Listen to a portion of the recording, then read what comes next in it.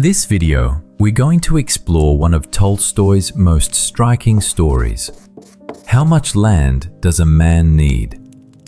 On the surface, it looks like a simple tale about a peasant. But in reality, Tolstoy is asking a much deeper question. How much does a person truly need to be genuinely happy? The main character, Pahom, is an ordinary peasant. He's not so poor that he's starving, but he's not rich and powerful either. Still, there's a thought inside him that never goes away.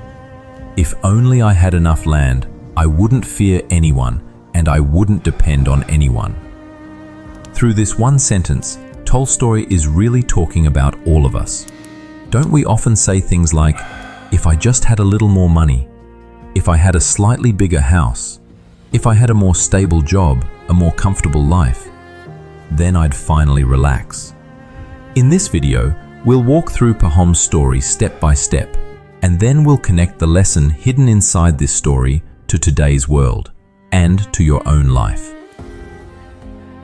At the start of the story, Pahom is not starving. He has a home, a family, and enough land to survive. In other words, he has the basic conditions to live. But Tolstoy shows us something important. It's not always poverty that disturbs a person. Sometimes what really hurts is constant comparison with others. As Pahom sees people who own more land, his own life starts to feel small and cramped. A sentence begins to grow inside him. I deserve more too. Here, Tolstoy hits a very subtle point. Pahom's real problem is not staying alive.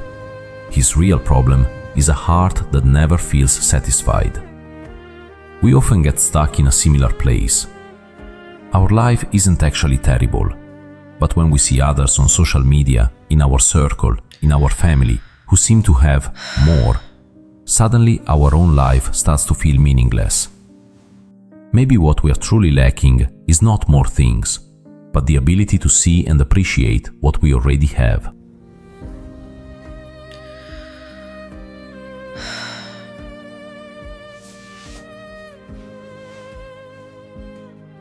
When Pahom finally starts owning more land, at first everything seems perfect. The harvest increases, his income grows. People in the village begin to respect him more. Pahom thinks to himself, "See, I was right. More land means more security, more comfort, more peace." But here, Tolstoy quietly makes a turn. As the amount of land increases, Pahom's fears begin to grow as well.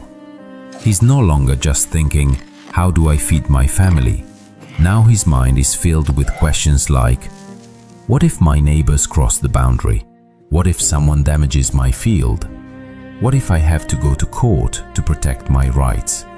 Tolstoy seems to whisper, with everything you gain, you also gain a bit more fear of losing it. We fall into the same trap, don't we? Our salary goes up, and so do our responsibilities. We move into a better house, and suddenly the loans and bills grow too.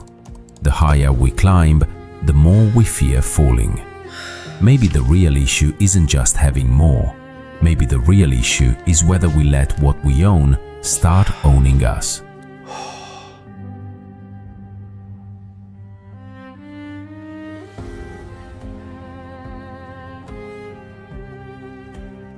One of the most critical points in the story is the offer Pahom hears far from home, among the Bashkir people.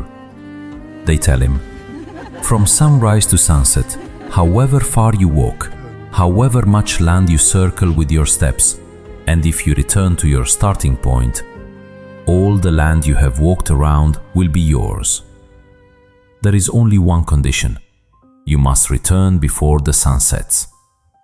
For Pahom, this feels like a dream come true, the answer to the wish he's carried inside for years. But Tolstoy leans toward the reader and whispers, this is not just a simple deal. It's a test of the human soul. Here, human nature is exposed.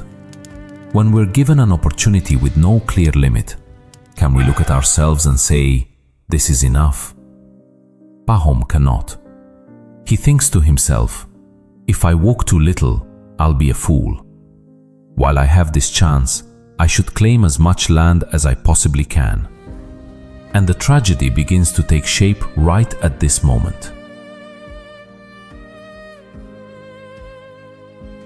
When the sun rises, Pahom begins to walk.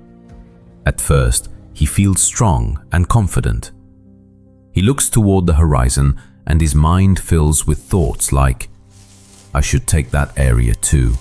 That hill should also be mine. I can't leave that wide open space out.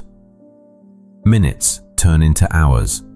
The sun climbs higher, the heat intensifies, and his body starts to tire. His legs grow heavy, his breath becomes short. A quiet, reasonable voice inside whispers, turn back now. This much land is enough for you. But the voice of greed speaks louder.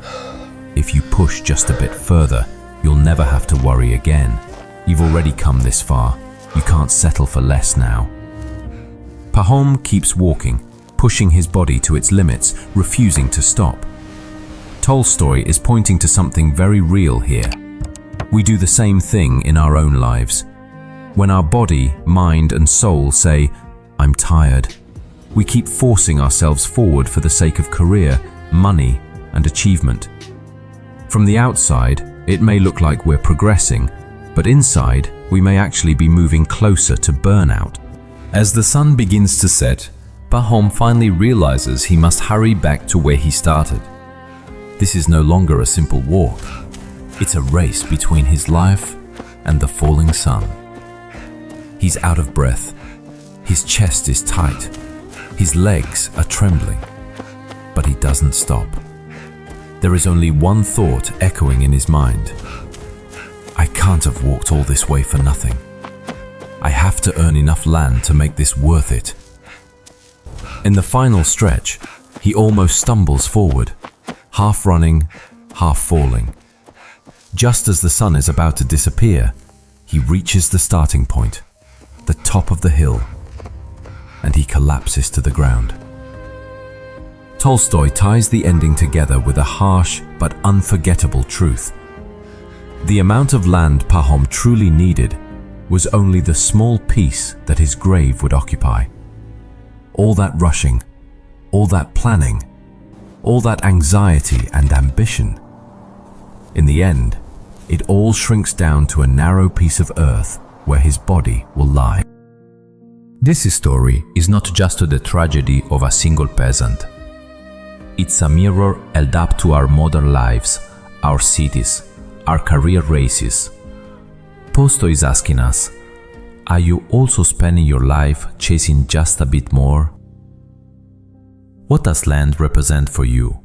Money, status, career, follower count? Pahom's biggest mistake is not owning land. His real mistake is never drawing a line for himself.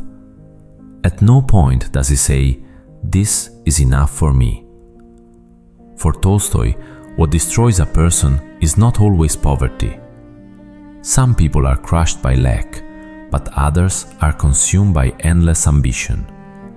The more things we chase, the more we lose that quiet voice inside us. At some point, we stop controlling what we own, and what we own starts to control us.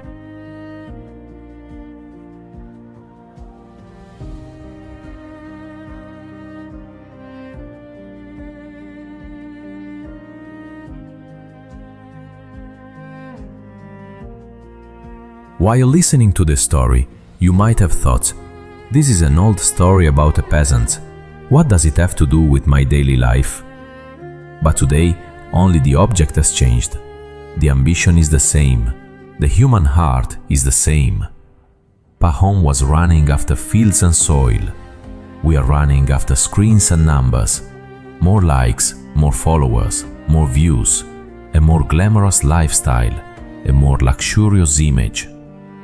We are inside a race that never truly ends, and most of the time we don't stop to ask, where am I actually going? If Tolstoy were alive today, he might say, they are not dying for land, but they are slowly burning out inside, trying to constantly prove themselves. This story reminds us, if we never pause and ask, what does enough really mean for me? Then one day, like Pahom, we may run to the very end, only to realize that there's very little of our true self left.